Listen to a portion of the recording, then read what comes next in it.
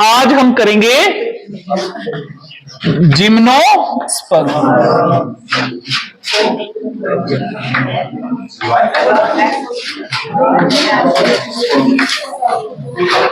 अब आपको पता है what is the literal meaning of gymnosperm?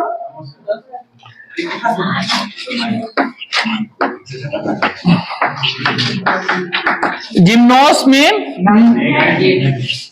Net और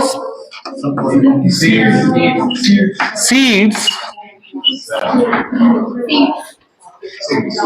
आपको मैं थोड़ा सा याद दिला देता हूं, आप सभी के सभी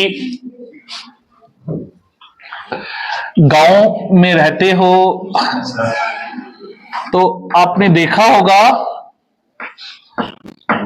जब गिरते हैं इसके, जब कोन्स गिरते हैं पाइन्स के, चीड़ के कोन्स गिरते हैं तो इसमें जब सीड्स हैं, कभी फ्रूट टाइप आपने सेब खाया होगा, हाँ केला खाया होगा, है ना। तो आपको भी याद दिलाता हूं, अगर आप सेब को काटते हो तो आपको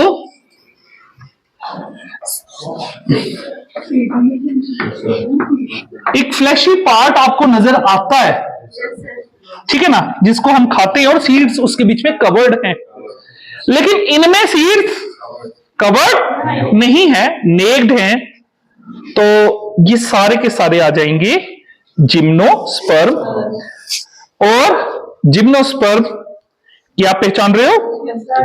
ये मेल कौन है, बस अभी कुछ दिनों में फूल खिलने वाले हैं चीड़ के भी, और ये फीमेल कौन है। इसीलिए जो ये प्लांट होते हैं इनको कोनीफेरस भी बोलते हैं। कोनीफेरस, कोनीफेरस, कोनीफेरस का क्या मतलब हुआ? कॉनिफर्स का क्या मतलब हुआ? वर्ड कोनी मैंने कोन्स और फेरस मैंने बियरर, जिनमें कोई चीज होती है, कोन बियरर, तभी इन प्लांट्स को कोनीफेरस भी बोला जाता है, ठीक है।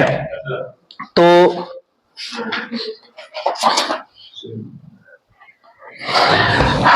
अब मुझे भी दे दो एक बुक, ताकि मैं भी, बुक है किसी के पास एक्स्ट्रा कि मैं टेक्नोलॉजी लगाऊं? अगर कोई क्वेश्चन आपके दिमाग में आता है वो क्वेश्चन पूछो।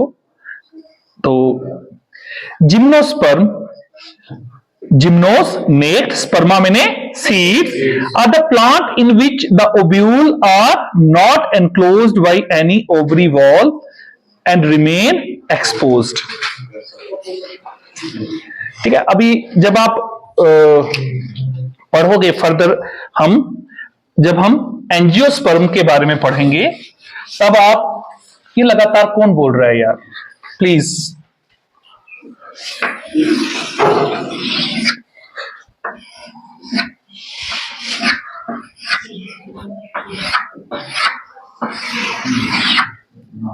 लगातार कौन बोल रहा है? तो it is the structure of ovule, ये ओब्यूल का स्ट्रक्चर है। और अगर आप प्रैक्टिस करोगे तो आप खुद देखा मैंने इसको कितनी देर में बनाया, मैंने कोई ज्यादा टाइम लिया? जस्ट आपके हाथ ऐसे चलने चाहिए और ये चीजें। अब देखो ये सारी चीजें हैं, ये ओब्यूल में आपको स्ट्रक्चर ऑफ ओब्यूल है, तो आपको सारे के सारी ये कवर्ड है। ये किसमें है? ये कवर्ड है, आउटर इनर इंटेगुमेंट्स हैं, न्यूसिलस है, तो ये सारा का सारा इसमें एंडोस्पर्म में और इसमें कवर्ड है। लेकिन आपको जिम्नोस्पर्म में ये कंडीशन नहीं मिलेगी, ओब्यूल आपको कवर्ड नहीं मिलेगा, वो नेक्ड मिलेगा। तो अभी मुझे लगता है कि आपको ये बात समझ में आ गई होगी कि what is the literal meaning of gymnosperm, both before and after fertilisation. ये नेक्ड रहेंगे बिफोर एंड आफ्टर फर्टिलाइजेशन, किसी भी टाइम में ये कवर नहीं होंगे। The seeds that develop post fertilisation are not covered, that is are naked. तो next character, gymnosperm include medium sized अब जिम्नोस्पर्म में आपको वैरायटी बहुत बड़ी मिलेगी, आपको बहुत छोटी छोटी श्रब्स भी मिलेंगी और दुनिया के सबसे ऊंचे पेड़ भी जिम्नोस्पर्म में आपको मिलेंगे। आपने यहां पर भी देवदार के सिड्रस देवदारा और पाइनस रोक्सबर्गी, पाइनस वैलीचियाना, ब्लू पाइन, आपने यहां पे ब्लू पाइन वाले भी देखे हैं। और ये जो पाइन्स हैं आप यहां पे देख रहे हो वो कितने ऊंचे होते हैं, बहुत ऊंचे ऊंचे। देवदार का पेड़ कितना ऊंचा होता है। और एफिड्रा और छोटी श्रब्स भी मिलेंगी, तो आपको बहुत वेराइटी इसमें मिलेगी। Gymnosperm include medium size trees and tall trees, shrubs. One of the gymnosperm, the giant redwood tree, sequoia, is one of the tallest tree species. ठीक है।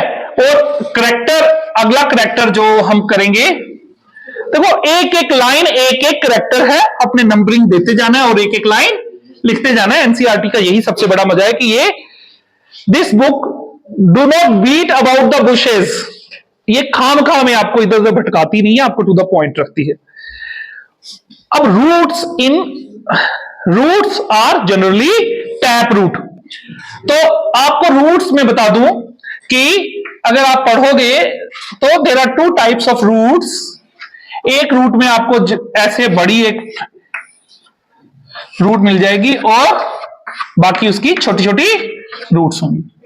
ये तो होती है बड़े प्लांट्स की रूट, काफी गहराई तक जाएगी, ठीक है। और दूसरी रूट कौन सी होती है, ये है टैप रूट। और दूसरी आप कोई घास वगैरह देखोगे तो घास में आपको दूसरी फाइब्रस रूट दिखाई देगी, ठीक है। और ये मोस्टली किसमें होती है, छोटे घास वगैरह में, ये वाली। और ये वाली किसमें होगी, तो इस जिम्नोस्पर्म में कौन सी रूट होगी। तो अभी तक आपने मैं आपको फिर से रिवाइज करवा देता हूं कि जिम्नोस्पर्म का लिटरल मीनिंग आपने पढ़ा, these are naked seed plants. फिर आपने इनकी हैबिट पढ़ी कि ये स्मॉल बुशेस भी होती हैं और सेक्वाया जैसे बहुत बड़े बड़े प्लांट, बहुत बड़े बड़े ट्रीज। और देवदार, आपने यहां पे एग्जांपल देवदार और चीड़ के पेड़ पाइन्स के देखे हुए हैं। फिर आपने एक कैरेक्टर इसका पढ़ा कि इसमें बहुत बड़े प्लांट होने की वजह से इसमें रूट टैप रूट होती है। और एक बड़ी ही खास चीज कि इसके जो रूट्स हैं उनमें ब्रांचिंग बहुत ज्यादा नहीं होती और ब्रांचिंग कम होने की वजह से रूट हेयर्स कम होते हैं, इसमें रूट हेयर्स कम होते हैं। उस रूट हेयर कमी को कंपनसेट करने के लिए ये एक सिम्बियोटिक रिलेशनशिप बनाती है और उस रिलेशनशिप को क्या कहते हैं,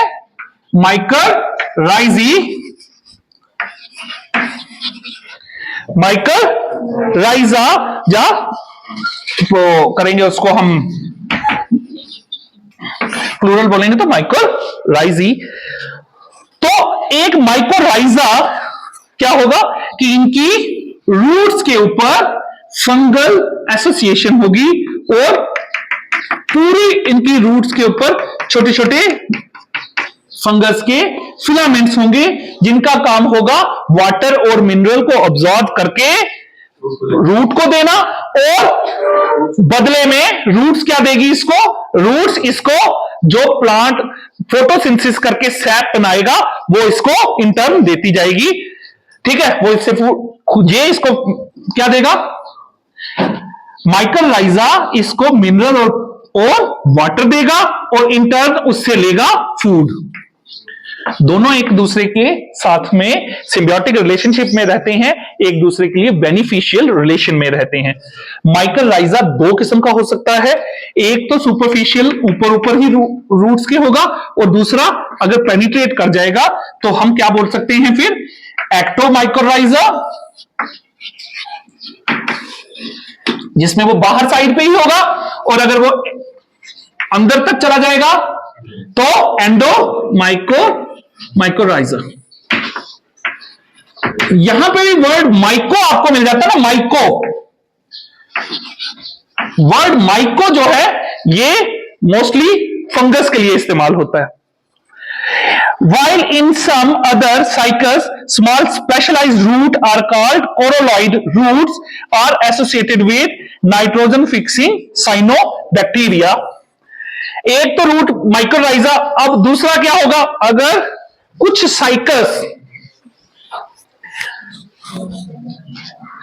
साइकस आपने देखा नहीं होगा शायद, मैं आपको एक बार दिखा देता हूं द इमेज ऑफ साइकस। ये आपने बहुत बार ये वाला प्लांट आपने जो है देखा होगा, गार्डन्स वगैरह में होता है ये, ठीक है, आप देख रहे हो बेटा। तो इसको कहते हैं साइकस।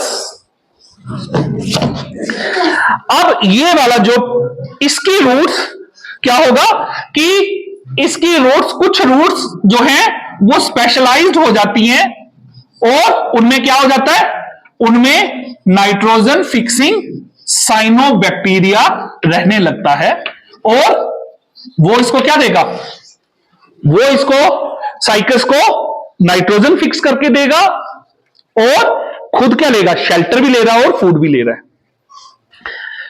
तो ये मैं आपको बता दूं, this is the most important concept, आप इसको अंडरलाइन कर लीजिए।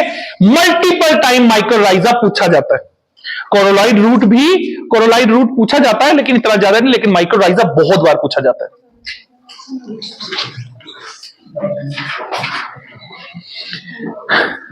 तो एक कैरेक्टर कर लिया, रूट्स कर लिया, देन अगला कैरेक्टर स्टेम। स्टेम इसकी अगर आप साइकस की देखेंगे तो साइकस की अनब्रांच्ड स्टेम होती है, और लेकिन अगर आप पाइन्स को देखेंगे तो कैसे होगी, ब्रांच्ड है, पाइन्स में ब्रांच्ड है। और कैसी अपीयरेंस होती है, जैसे ट्रायंगुलर अपीयरेंस सी देता है, सब नीचे वाली सबसे बड़ी, ऊपर की ब्रांचें छोटी, और almost right angle to stem. आपने चीड़ देखी है आप सभी, देखो मैं अक्सर कहता हूं जो कि गांव देहात के बच्चे होते हैं ना, they are living so closer to nature कि उनको सिर्फ हिंट देनी है, उनको सब पता होता है। तो आपने खुद ये सारी चीजें देखी हुई हैं। तो एक एक कैरेक्टर हम करते जा रहे हैं। लीव्स आर सिंपल और कंपाउंड, ठीक है। अब लीव्स आप देखोगे तो आपको दो किस्म की लीव्स मिलेंगी, या तो सिंपल या कंपाउंड। कंपाउंड लीव्स मैंने शायद आपको ये वाली लीव्स है, ये आपको दिस इज कंपाउंड लीव्स। हालांकि ये टेरिडोफाइट की है, मैं आपको साइकस की एक लीफ दिखा देता हूं।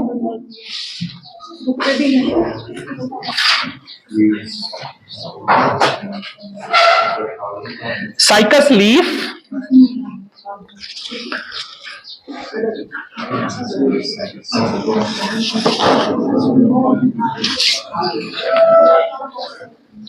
आप देख ही पा रहे होंगे कि ये कैसी लीफ है, कंपाउंड लीफ है। ये कैसी लीफ है कि मल्टीपल लीफ एक मेन रैकिस से एक मेन रैकिस से जुड़ी हुई हैं, ठीक है, मल्टीपल लीव्स जुड़ी हुई हैं, तो ऐसी लीव्स को क्या बोलेंगे, कंपाउंड लीव्स। फिर दूसरी आ जाएंगी सिंपल लीव्स, ठीक है। तो लीव्स इन आप एक चीज और याद रखो कि अब ये जो जिम्नोस्पर्म है ये ऐसी जगहों में है जहां पे पानी कम है, तो लीव्स मॉडिफाई हो चुकी हुई हैं और आपको पाइन्स की कैसी लीव्स दिखाई देंगी, ठीक है, नीडल्स, नीडल लाइक। तो नीडल आप काउंट करोगे तो आप इनकी स्पीशीज भी पाइन्स की आप चेक कर सकते हो, 3 है या 5 है, ठीक है। तो एक में आपको, एक स्पीशीज में आपको 3 नीडल्स मिलेंगी और एक में आपको 5 मिलेंगी। नीडल्स के कलर पे, नीडल के साइज पे आप इनकी स्पीशीज को भी डिस्टिंग्विश कर सकते हो। हालांकि ये आपके लेवल से बहुत दूर है, इसलिए हम उसको डिस्कस नहीं करेंगे। अब leaves in gymnosperm are well adopted to withstand extreme temperature, humidity and wind. अब देखो ये लीव्स बहुत पतली होंगी तो इनके ऊपर से जो है इनके बीच में से मॉइस्चर जल्दी से नहीं निकल पाएगा। आपने एक और देखा होगा कि इनकी जो चीड़ की जो पाइन्स की जो लीव्स होती हैं ये बहुत जल्दी आग पकड़ती हैं इनमें, क्योंकि इनमें रेजिन होता है। रेजिन इसीलिए होता है कि पानी को सेव किया जा सके। तो सरफेस एरिया भी इनकी नीडल लाइक बनने का इनका सरफेस एरिया कम होगा, ठीक है ना। अगर आपने कोई कपड़ा सुखाना होता है तो क्या करते हो, फैला के डालते हो, और कपड़े को अगर मॉइस्चर उसका बचा के रखना है तो कपड़े को लपेट के गोल मोल करके क्लोज करके रखते हो। हम भी वही कर रहे हैं जो कुदरत कर रही है। अगर पेड़ का पानी कंजर्व करना है तो लीव्स का एरिया कम कर दो, और अगर पानी ज्यादा बहाना है, ज्यादा निकालना है तो लीफ का एरिया बढ़ा दो, ठीक है। नीडल तो कॉनिफेरस में नीडल लाइक लीव्स होंगी।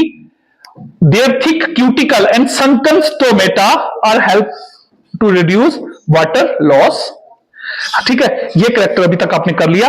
अब इतना क्लियर है? आपको स्टेम पता चला, branched, unbranched, root, tap root, leaves, compound और सिंपल, और in order to conserve water needle like हो रही है। फिर अगला कैरेक्टर हमने पढ़ा था, कल मैंने आपको बताया था, जो हाईली इवॉल्व्ड, जो एवोल्यूशन में एडवांस्ड टेरिडोफाइट हैं, तो उनमें स्पोर मैंने कैसे बताए थे, दे आर हेटेरोस्पोरस, ठीक है। टेरिडोफाइट्स में लास्ट वाले जो हमने पहले पढ़े थे, जो कम एडवांस थे वो होमोस्पोरस थे, और जो एडवांस थे वो हेटेरोस्पोरस थे, ठीक है। तो वो हेटेरोस्पोरी और सीड हैबिट की तरफ जा रहे थे।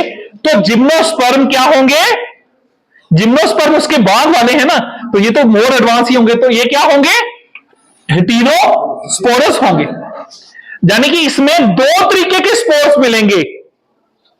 दे produce two type of haploid spores, one is microspore और दूसरी megaspore.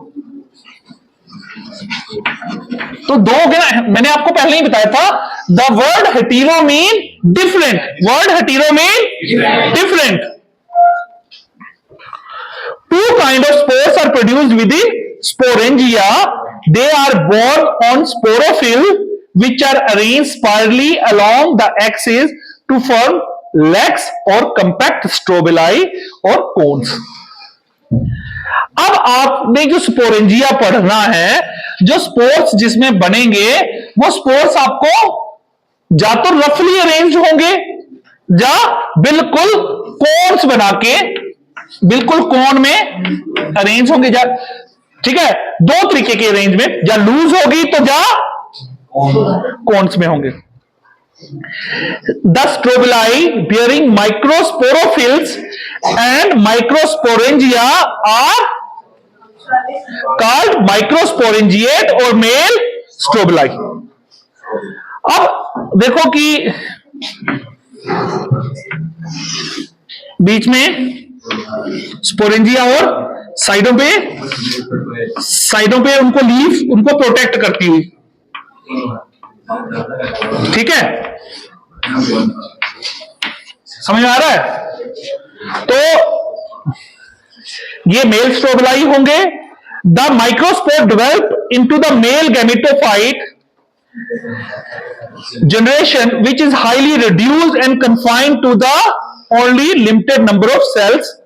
This reduced gametophyte is called pollen grain.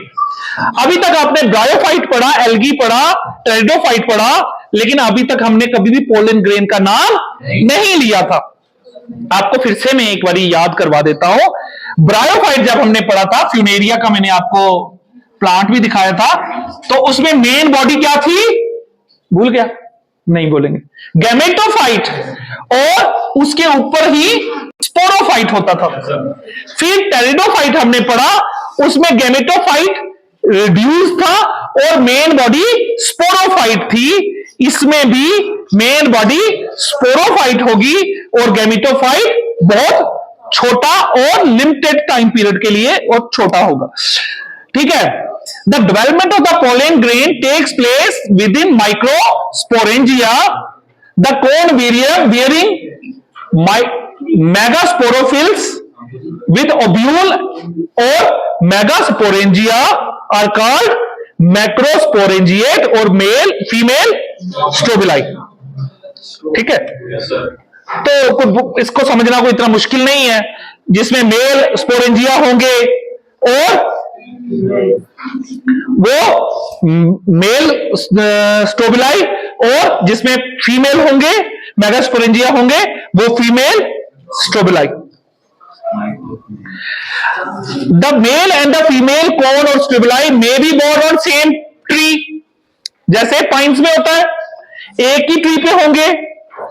ठीक है, however in cycas male cone and the megasporophylls are born on different trees, जहां मेल और female एक ही plant पे होंगे, जहां अलग अलग में होंगे। एग्जांपल याद रखना, एक किस में होंगे, पाइन्स में, एक ही प्लांट पे मेल और फीमेल दोनों पाइन्स, और अलग अलग किसमें होंगे, साइकस में। यहीं से छोटे छोटे ऑब्जेक्टिव आपको पूछे जाते हैं, याद रखा करो। दूसरा, megaspore mother cell is differentiated from one of the cell of nucellus, the nucellus is protected by involve and the composite structure is called ovule. ठीक है, न्यूसिलस के साथ मिलके ओब्यूल बनाएगा।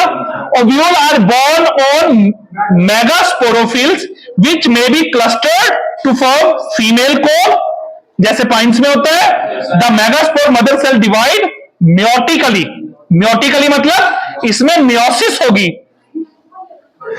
To form 4 megaspore.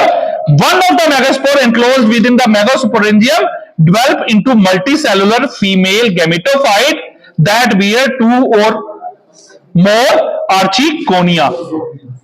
ठीक है, इसमें 4 cells, megaspore mother cell mitosis होगी, माइटोसिस से कितने सेल बनते हैं, 4, 4 में से 3 नहीं, सिर्फ 1 डेवलप होगा फीमेल गैमेटोफाइट में। ठीक है, और फीमेल गैमेटोफाइट जो डेवलप होगी इसमें ही 1 या 2 आर्चिगोनिया होंगे, जिसको फीमेल सेक्स ऑर्गन भी कहा जाता है। Multicellular female gametophyte is also retained with in megasporangium. अब गैमेटोफाइट बिल्कुल प्लांट के बीच में ही रिड्यूस हो गया है।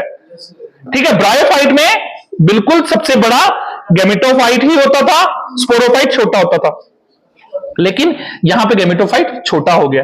Unlike bryophyte and pteridophyte, in gymnosperm the male and female gametophyte do not have independent free living existence. जैसे मैंने आपको बताया, ब्रायोफाइट और टेरिडोफाइट की तरह इसमें फ्री लिविंग नहीं होता, प्लांट बॉडी के बीच में ही रहेगा। They remain with in sporangia retained on the sporophyte, pollen grain is released from the microsporangium, they are carried in air current and come in contact with opening of ovule born on megasporophylls।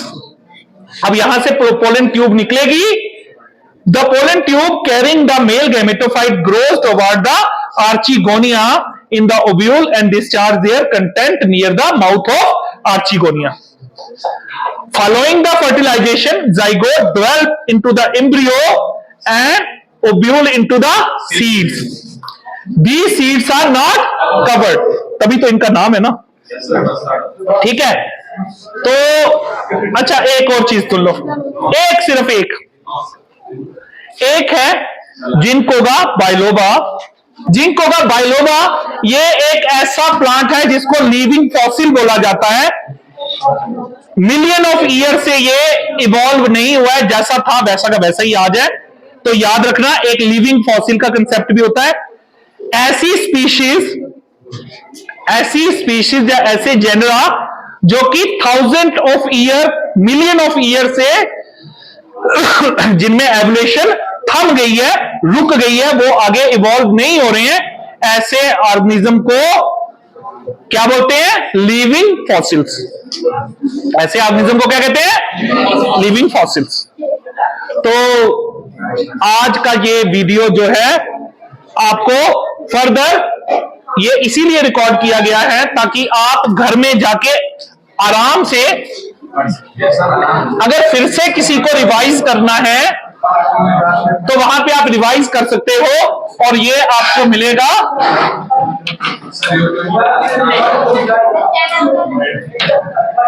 YouTube के bio with Zafar पे, आपको ये मिल जाएगा।